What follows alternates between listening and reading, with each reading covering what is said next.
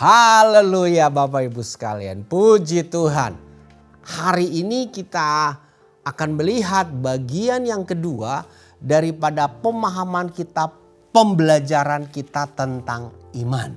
Nah, kita berdoa terlebih dahulu dan kita akan melihat Alkitab kita dengan baik. Dan saya percaya, saya berdoa ketika saudara mendengarkan firman Tuhan ini, hidup saudara pasti diubahkan. Dan iman saudara akan ditambahkan.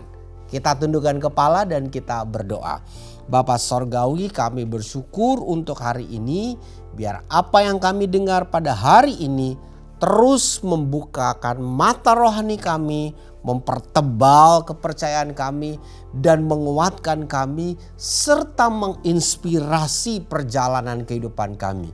Dan saya bersyukur dan hamba-Mu bersyukur karena jemaat, para pemirsa kami terus ada dalam program ini untuk mereka menggali lebih dalam, memahami Tuhan lebih mendalam, sehingga perjalanan kehidupan kekristenan mereka adalah perjalanan yang strong, yang kuat sampai akhirnya. Berfirman untuk setiap kami dan Roh Kudus tolong kami untuk kami mengerti akan kebenaran ini. Dan kami percaya kebenaran-Mu memerdekakan kehidupan kami. Terpujilah nama-Mu dan demi Yesus. Amin, amin, amin. Haleluya. Nah, ada satu teks yang menarik di dalam Injil Lukas pasal yang ke-18 yang sering saya khotbahkan. Karena teks ini selalu mengingatkan kepada saya tentang akhir daripada perjalanan kehidupannya kita sebagai orang percaya. Hidup kita akan diakhiri bukan oleh peti mati, bukan oleh kuburan, tetapi hidup kita akan diakhiri oleh apa yang kita percayai. Dan kita belajar apa yang kita percaya itu merupakan iman kita. Setiap orang akan mengakhiri perjalanan kehidupannya. Dan kalau Bapak Ibu sering ke kuburan atau pernah ke kompleks kubur, saudara akan melihat ada batu nisan. Dan biasanya orang-orang yang berdedikasi atau orang-orang yang mungkin yang punya sesuatu yang greget, biasanya nisan itu dituliskan tentang konteks kehidupannya. Apa yang dia lakukan selama perjalanan kehidupannya dan apa yang dia percayai di dalam kehidupannya. Ya, tidak banyak, tetapi paling tidak kita bisa melihat bahwa kehidupan manusia itu akan diakhiri oleh kepercayaannya. Nah, kita lihat dalam Lukas pasal yang ke-18 ayat 1 sampai ayat yang ke-8. Ayat-ayat tersebut menjelaskan kepada kita tentang bagaimana sih akhir daripada kehidupan iman kita. Kita perhatikan. Yesus mengatakan suatu perumpamaan kepada mereka untuk menegaskan bahwa mereka harus selalu berdoa dengan tidak jemu-jemu. Katanya dalam sebuah kota ada seorang hakim yang tidak takut akan Allah dan tidak menghormati seorang pun. Dan di kota itu ada seorang janda yang selalu datang kepada hakim itu dan berkata, "Belalah aku terhadap lawanku." Beberapa waktu lamanya hakim itu menolak. Tetapi kemudian ia berkata dalam hatinya, "Walaupun aku tidak takut akan Allah dan tidak menghormati seorang pun, namun karena janda ini menyusahkan aku, baiklah aku membenarkan dia, supaya jangan terus saja ia datang dan akhirnya menyerang aku." Kata Tuhan, camkanlah apa yang dikatakan hakim yang lalim itu. Tidakkah Allah akan membenarkan orang-orang pilihannya yang siang malam berseru kepadanya? Dan adakah ia mengulur-ngulur waktu sebelum menolong mereka? Aku berkata kepadamu, ia akan segera membenarkan mereka. Akan tetapi jika Anak Manusia itu datang, adakah ia mendapati iman di bumi? Nah, ayat yang selalu nyantol di pikiran saya adalah ayat yang terakhir. Pada kalimat yang terakhir dikatakan, jika Anak Manusia itu datang, adakah ia mendapati iman di bumi? Jadi iman itu sesuatu yang sangat kritikal. Berkali-kali saya katakan sesuatu yang kritikal. Akhir perjalanan kehidupan manusia itu ditentukan dari percayanya, imannya. Nah, Yesus mengatakan bahwa kalau dia datang, adakah ia mendapati iman di bumi ini? Artinya Yesus tahu bahwa ada banyak orang yang akan meninggalkan imannya. Tentu saja kita bicara iman kepada Kristus, kepada Tuhan, kepada Allah semesta alam ini. Ada orang yang gagal di dalam perjalanan kehidupannya. Sebelum Yesus datang kembali, ada banyak orang yang akan meninggalkan imannya kepada Yesus. Ada orang yang mungkin setengah-setengah, tidak matang dalam imannya. Yesus sudah menegaskan, adakah ia mendapati iman di bumi ini. Sampai Yesus mengatakan kata yang ekstrim, mendapati. Artinya dia nemu enggak iman di muka bumi ini. Dia nemu enggak orang-orang yang tetap percaya kepada dia.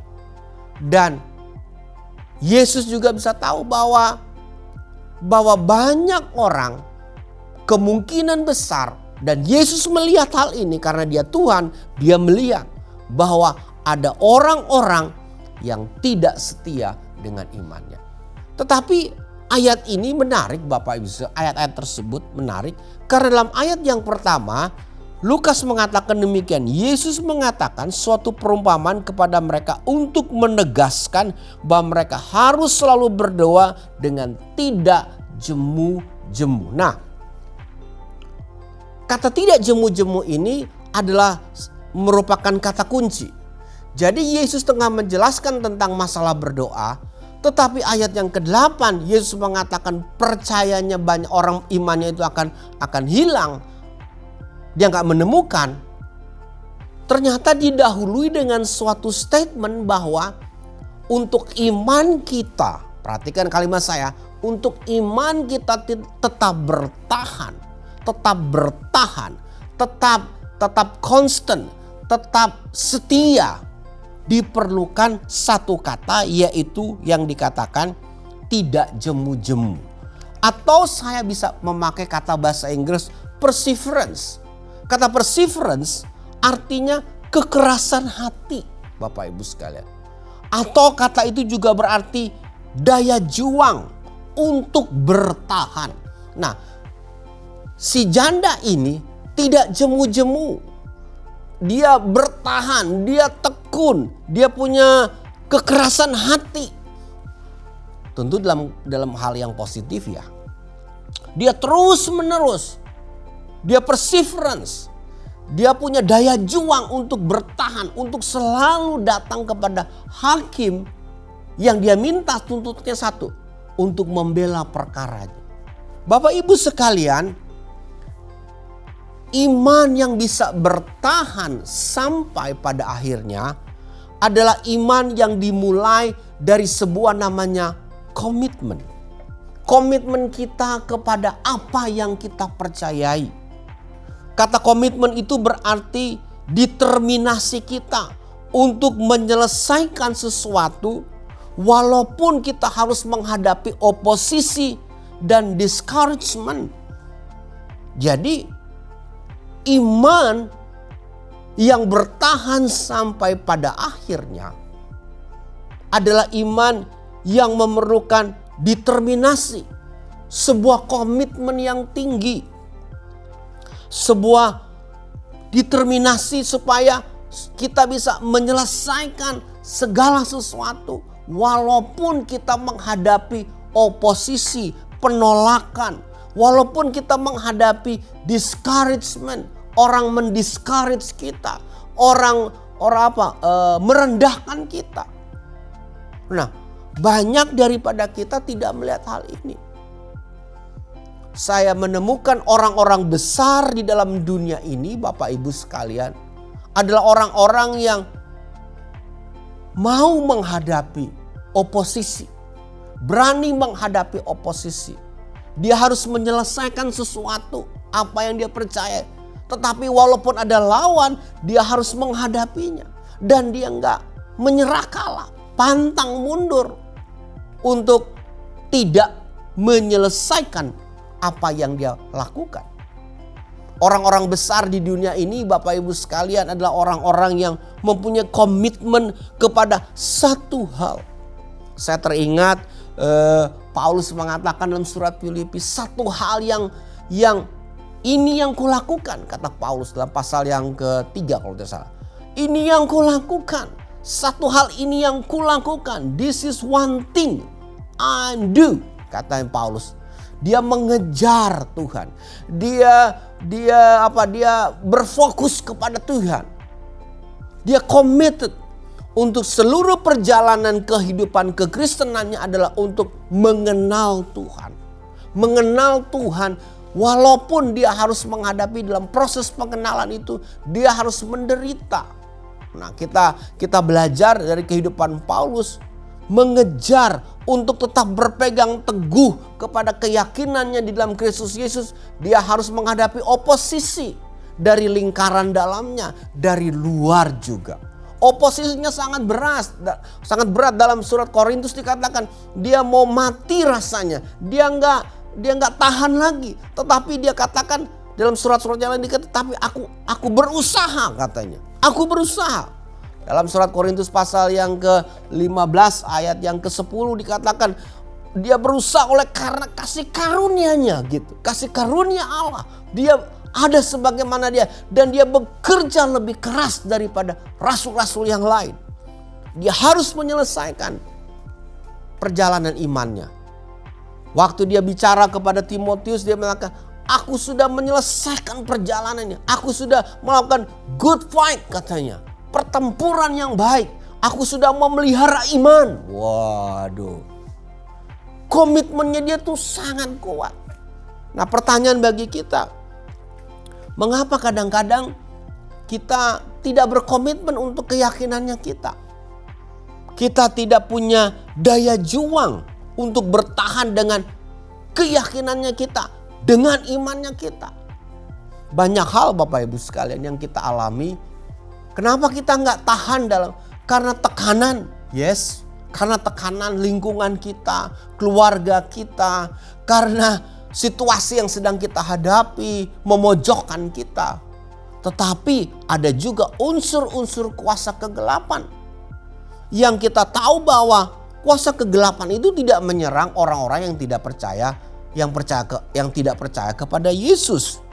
Kuasa kegelapan mendesain seluruh strateginya untuk kalau bisa orang-orang yang percaya kepada Kristus meninggalkan keyakinannya. Dia menghantam orang-orang Kristen, orang-orang yang percaya kepada Kristus Yesus, yang beriman kepada Yesus Kristus. Karena dia tahu orang-orang yang beriman ini adalah orang-orang yang kuat. Itu sebabnya dia menyusun strategi yang besar. Dan dia memplan sesuatu untuk menghancurkan rencana Allah yang harus terjadi di dalam kehidupan orang yang beriman. Tetapi Alkitab juga mengajarkan kepada kita memiliki senjata Allah untuk melawan tipu muslihat kuasa kegelapan. Nah, yes, kita akan menghadapi banyak perjuangan, pertempuran di dalam imannya kita. Tetapi kita harus committed karena kita yakin bahwa Allah di dalam Kristus Yesus akan memampukan kita, akan menguatkan kita, dan akan memenangkan pertempuran imannya kita. Jadi sebenarnya Bapak Ibu sekalian, hanya diperlukan bagi kita adalah komitmen, determinasi untuk menyelesaikan apa yang harus kita selesaikan walaupun kita menghadapi oposisi. Banyak orang Kristen tidak kuat, tidak sampai akhir, saya perhatikan. Tapi saya berdoa supaya saudara-saudara sekalian harus bisa sampai akhir dalam iman saudara. Nah, jalan keluarnya bagaimana? Jalan keluarnya adalah saudara harus memiliki dua hal yang sangat penting, yaitu terus bergaul dengan Tuhan. Tuhan di sini artinya firman Allah, Yesus Kristus.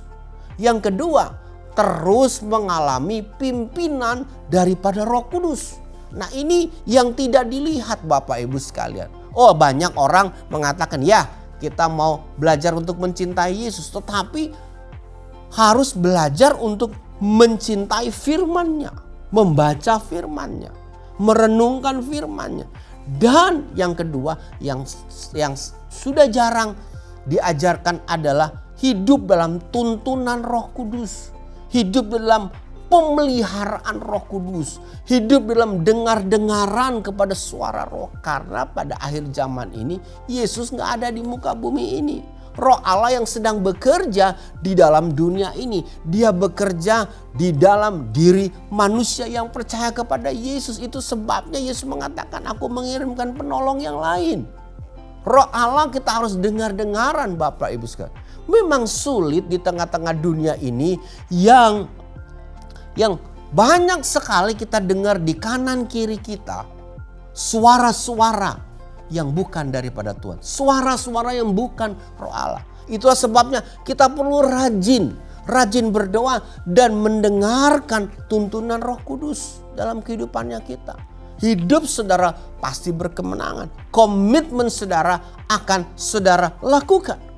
Facing apapun, menghadapi apapun, saudara pasti akan bisa menghadapi. Dan kalau saudara dengar-dengaran kepada Roh Allah dan dengar-dengaran kepada firman Allah, maka kehidupan iman saudara adalah kehidupan yang berkemenangan. Nah, bagian yang berikutnya Bapak Ibu sekalian, dari masalah perseverance ini atau ketekunan, kekerasan hati, daya juang untuk bertahan akan melahirkan yang saya sebutkan orang percaya yang asli, yang genuine, yang tulen. Nah, kalau saudara perhatikan di dalam Injil Markus pasal yang ke-13 ayat yang ke-13 dikatakan demikian. Perhatikan kalimat ini. Kamu akan dibenci semua orang. Markus 13 ayat 13. Kamu akan dibenci semua orang oleh karena namaku. Perhatikan ayat kalimat berikut.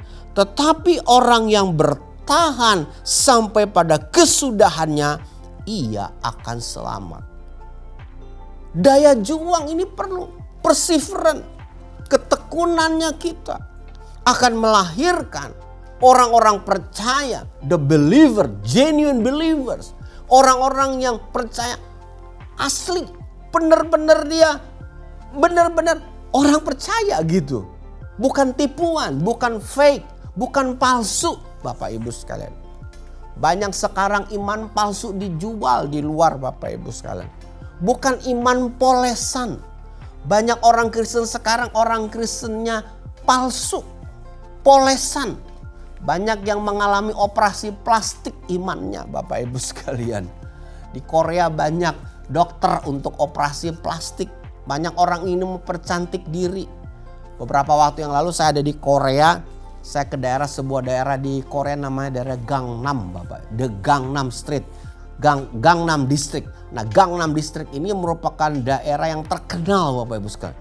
Daerah orang kaya, daerah orang elit. Tetapi di daerah Gangnam ini, supir taksi yang saya tumpangi, saya minta ngantar ke situ, mengatakan di Gangnam area ini ada 500 klinik. 500 klinik operasi plastik Bapak Ibu sekalian. Dan saya lihat di kiri kanan di Gangnam itu, kan jalanannya itu gede itu. Bener Bang. Satu sebelahnya klinik. Klinik ini kecantikan. Satu lagi sebelahnya klinik. Dan gede-gede, tinggi-tinggi. Dan saya tahu bahwa orang-orang yang datang untuk operasi plastik di Korea itu murah. Bahkan dijemput di airport. Dikasih tempat tinggal. Wow, ini luar biasa. Hanya untuk sekedar mengoperasi mukanya, hidungnya, matanya, bibirnya. Segala sesuatu bisa dilakukan di Korea Bapak Ibu sekalian. Dan itu merupakan industri billions dollar. Iman kita gak boleh iman yang dioperasi plastik. Ditambal-tambal. Dibuat kelihatannya bagus. Iman yang benar, iman yang tulen, iman yang sejati. Iman yang genuine, believer yang genuine itu datang daripada ketahanannya di dalam menghadapi segala situasi. Tetapi orang yang bertahan sampai pada kesudahannya, ia akan selamat. Jadi iman yang bertekun ini akan menghasilkan genuine believers. orang-orang percaya yang tulen, Bapak Ibu sekalian. Kita mau dong dalam hidup ini, percayanya kita jadi orang Kristen tulen, asli, bukan tambelan. Kita mau kita jadi orang percaya, orang Kristen itu nggak fake, nggak palsu. Terlihat daripada ketekunannya kita, daya tahan kita untuk bertahan dalam segala situasi. Saya melihat banyak orang Kristen ketika keuangannya mulai turun, mulai malas-malesan, mulai mempertanyakan Tuhan. Tuhan ini di mana nih? Saya masalah finance. Bertahan Bapak Ibu sekalian. You mempunyai iman. Iman Anda itu akan menghasilkan ketekunan. Iman Anda itu akan menghasilkan terobosan. Cuma diperlukan bagi kita adalah tahan. Bertahan Bapak Ibu sekalian. Pasti kita akan melewatinya. Saya udah puluhan tahun dalam pelayanan Bapak Ibu sekalian. Dan saya melihat orang-orang yang bertahan sampai melihat hasil yang luar biasa. Oh, hidupnya mereka luar biasa. Daya tahan hidup mereka dahsyat. Dan mereka bisa melewati banyak masalah. Hidup mereka tuh jadi enteng Bapak Ibu sekalian. Nah, hari ini mulailah untuk mengaktifkan iman Bapak Ibu sekalian. Supaya iman Bapak Ibu sekalian menghasilkan kepercayaan yang genuine. Saudara menjadi orang Kristen yang asli, bukan palsu, bukan tambelan. Yang ketiga, di dalam Ibrani pasal yang ketiga Bapak Ibu sekalian. Oh, ini menarik, ayat ini menarik. Ibrani pasal yang ketiga ayat yang ke-6 mengatakan demikian. Dibilang begini. Tetapi Kristus setia sebagai anak yang mengepalai rumahnya. Dan rumahnya ialah kita. Jika kita sampai kepada akhirnya teguh, perhatikan kata teguh berpegang pada kepercayaan dan pengharapan yang kita megahkan. Teguh berpegang. Kembali lagi kata itu, teguh. Artinya punya daya juang untuk bertahan. Perseverance. Jadi di dalam iman itu ada satu kriteria yang saya sebutnya perseverance, ketekunan. Nah, ketekunan ini menghasilkan genuine faith. Wow, Bapak Ibu sekalian. Iman yang asli. Tetapi diperlukan daripada kita untuk tetap berpegang. Ayat 14 mengatakan demikian. Ibrani 3 ayat 14. Karena kita telah beroleh bagian di dalam Kristus. Perhatikan kata itu. Karena kita telah beroleh bagian dalam Kristus. Asal saja kita teguh. Perhatikan kata itu. Teguh berpegang sampai kepada akhirnya. Bukan hanya teguh berpegang pada hari ini. Tapi teguh berpegang sampai akhirnya. Pada keyakinan iman kita yang semula. Suratan Ibrani ini bagus banget Bapak Ibu sekalian. Kalau dihubungkan dengan Lukas pasal yang ke-18. Yesus mengatakan apakah dia mendapati iman di muka bumi. Suratnya Ibrani ini mensupport pandangan Yesus. Pembicaraan Yesus. Kalimat Yesus. Untuk mengatakan kita harus berpegang teguh sampai pada akhirnya. Pada keyakinan, kepercayaan iman kita. Jadi Bapak Ibu sekalian, kita harus belajar untuk melihat bahwa orang-orang yang mempunyai komitmen yang tinggi kepada imannya akan melahirkan iman yang murni, iman yang asli, iman yang tulen Bapak Ibu sekalian. Diperlukan grasp-nya kita. Daya tahan kita untuk terus pegang sama keyakinannya kita. Terus berpegang ini menghasilkan sekali lagi iman yang asli. Dalam perjalanan kekristenannya kita, kadang-kadang kita suka kendor. Oh, yang lebih berbahaya ketika kita melepaskan pegangannya kita kepada Tuhan, kepada kepercayaannya. Kita ganti dengan pegangan kepada pegangan yang lain. Mungkin ganti kepada pegangan itu merupakan kekuasaan. Kita tukar pegangannya dari Yesus kepada pegangan yang lain. Pegangan mungkin harta, pangkat, jabatan. Karena desakan dunia ini. Kita mengganti pegangannya kita. Makanya tadi teks tadi mengatakan ayat yang ke-14. asal saja kita teguh berpegang sampai pada akhirnya. Bapak Ibu sekalian, di tengah-tengah dunia yang semakin hari semakin menekan keyakinannya kita, firman Tuhan mengatakan berpegang terus sampai pada akhirnya. Dan itulah perseverance. Itulah daya tahan. Nah, saya memperhatikan Bapak Ibu sekalian, ternyata di dalam perseverance ini kita bukan hanya menghasilkan iman yang genuine, percaya kita menjadi genuine, tetapi perseverance ini menghasilkan ada namanya sebuah kekuatan, sebuah power. Sebuah power untuk apa? Dua hal. Power di dalam perseverance ini membuat kita itu bisa mendevelop spiritual life-nya kita. Journey-nya kita. Spiritual journey-nya kita. Jadi perseverance menghasilkan kekuatan bagi kita untuk kita bisa kuat di dalam menjalani spiritual journey-nya kita. Itulah sebabnya banyak orang gak mengerti. Ketika dia menghadapi permasalahan dalam hidupnya, dia tidak boleh lari. Permasalahan imannya, permasalahan apa saja, dia gak boleh lari. Dia harus bertahan. Karena daya tahannya dia akan menghasilkan sebuah power yang saya sebutkan akan mendevelop, membangun spiritualnya hidupnya dia. Nah, ketika kita lari, ketika kita lemah, kita meninggalkan fight-nya kita, maka kita tidak mendapatkan kekuatan untuk mendevelop our spiritual journey-nya kita. Jadi ini sesuatu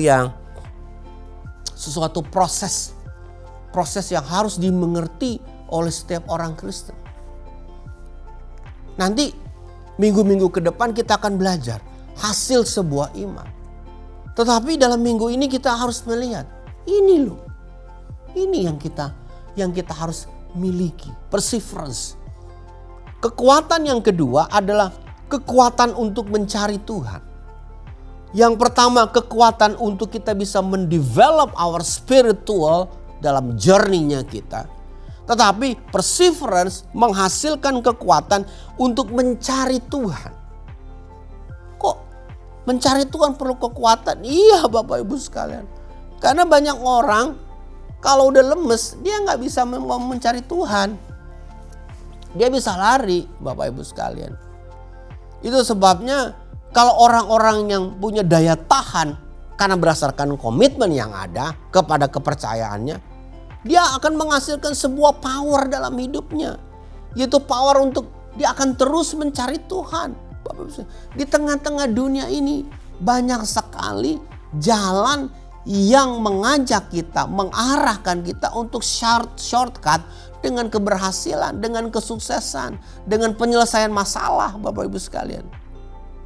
Itu sebabnya banyak orang Kristen melihat jalan yang sempit ini, jalan yang mudah gitu. Padahal kalau dia tetap bertahan, dia akan mendapatkan kekuatan, dan kekuatan itu mendorong dia untuk terus mencari Tuhan. Karena hanya Tuhanlah sumber jawaban yang sejati. Hanya Tuhanlah yang bisa menjawab seluruh pertanyaan perjalanan kehidupannya kita. Hanya Tuhanlah yang bisa menjawab apa yang saudara pertanyakan kepada Dia. Karena Dia pencipta kehidupannya kita. Dia penciptanya kita. Dia tahu masa depannya kita. Mencari Tuhan sulit Bapak Ibu sekalian. Mencari Tuhan bukan usaha satu malam. Tapi diperlukan bagi kita perseverance, daya tahan. Itu sebabnya Daud mempunyai keinginan yang besar dalam hidupnya. Dalam Mazmur pasal 27, satu hal yang kuingini, diam di rumah Tuhan untuk melihat kebaikan dan kemurahannya Dia. Kenapa? Karena sesibuk-sibuknya dia harus mencari Tuhan. Mencari Tuhan itu bukan sesuatu yang mudah Bapak. Apa sih maksudnya mencari Tuhan? Untuk memahami dan mengenal Dia. Itulah sebabnya Paulus dalam suratnya kepada jemaat di Filipi, satu hal yang dia inginkan dalam mengenal Tuhan. Mencari Tuhan, mencari untuk mengenal Dia. Kata mencari berarti kita punya usaha untuk memahami Tuhan, mencerna, belajar kepada Tuhan. Itu sebabnya Bapak Ibu sekalian, kenapa saudara setiap minggu diminta untuk datang di gereja. Bukan supaya memenuhi kursi, bukan. Bagi saudara yang udah percaya kepada Yesus, tugas saudara adalah mencari Tuhan, untuk mengenal Dia. Kan Tuhan udah diketemukan, betul. Tetapi kata mencari Tuhan ini berarti untuk memahami, mengenal Dia. Kita lapar, kita haus, kita dahaga akan Tuhan. Dan orang-orang ini, orang-orang yang berdahaga, orang-orang yang mencari Tuhan, itu mendapatkan kekuatan untuk melakukan secara konstan terus-menerus karena dia perseverance. Bapak Ibu sekalian, iman yang menghasilkan ketekunan ini akan membuat kita menjadi manusia yang merdeka. Itu sebabnya mari kita mencoba. Saya memakai kata bukan mencoba sebenarnya. Mari kita berusaha di dalam pemahaman kita kepada Tuhan untuk tetap bertahan. Satu hal yang harus kita belajar Bapak Ibu sekalian, di dalam kita bertahan dalam kehidupan kita, dalam keimanannya kita adalah membiarkan Roh Kudus bekerja dalam kehidupannya. Saya belajar selama puluhan tahun. Hari-hari terakhir ini Tuhan mengarahkan saya untuk melihat kekuatan Roh Kudus yang bekerja. Saya belajar Bapak Ibu sekalian. Saya membaca buku, saya study a lot tentang teologi Bapak Ibu sekalian. Tapi saya mulai diarahkan untuk coba lihat kekuatan Roh Kudus yang ada dalam kehidupannya kita. Why kita nggak bergantung sama Dia? Why kita hanya bergantung kepada intelektualnya kita, intelektual secara teologi? Why? Lebih baik bagi kita untuk bergantung kepada Roh Allah. Doa saya Bapak Ibu sekalian, iman yang genuine, bisa datang daripada komitmen yang ada. Kita bisa menjadi orang Kristen yang benar, mempunyai iman yang asli, tetapi semata-mata hanya kita bisa menang karena pertolongan daripada Roh Kudus. Kita menjadi orang yang punya daya juang untuk bertahan, itu datang daripada Roh Kudus. Itulah sebabnya di bagian terakhir daripada serial khotbah ini, saya men-challenge Bapak Ibu sekalian untuk berintem dengan Roh Kudus, mengenal Roh Kudus dengan baik. Karena Roh Kudus itu akan menuntun kita di dalam iman kita. Kita bisa menjadi kuat, kita punya daya tahan, itu karena bantuan Roh Kudus di dalam kehidupannya kita. Tuhan berkati kita semua pada hari ini. Doa saya, minta kepada Roh Allah untuk bekerja lebih baik, lebih dahsyat, lebih luar biasa. Dan iman saudara akan menjadi iman yang tangguh. Dan daya tahan saudara, daya juang saudara tidak akan memudar. Haleluya. Kita doa. Bapa Sorgawi, kami bersyukur untuk firman-Mu. Roh Kudus bekerja di tengah-tengah pemirsa kami, dalam hidup para pemirsa kami. Roh Kudus ambil alih, bisikkan kepada mereka ya Tuhan. Sama seperti Engkau membisikkan kepada gembala-gembala dalam 7 jemaat yang ada di kitab Wahyu. Bisikan kepada orang-orang yang ditebus oleh darah Yesus ini mengenai Engkau, kebenaran-Mu. Biar kebenaran yang Kau bisikan kepada setiap jemaat ini memerdekakan kehidupan mereka. Terima kasih Roh Kudus. Dan terima kasih Tuhan Yesus untuk apa yang Engkau bicarakan dalam Injil Lukas pasal 18. Terima kasih Bapa Surgawi.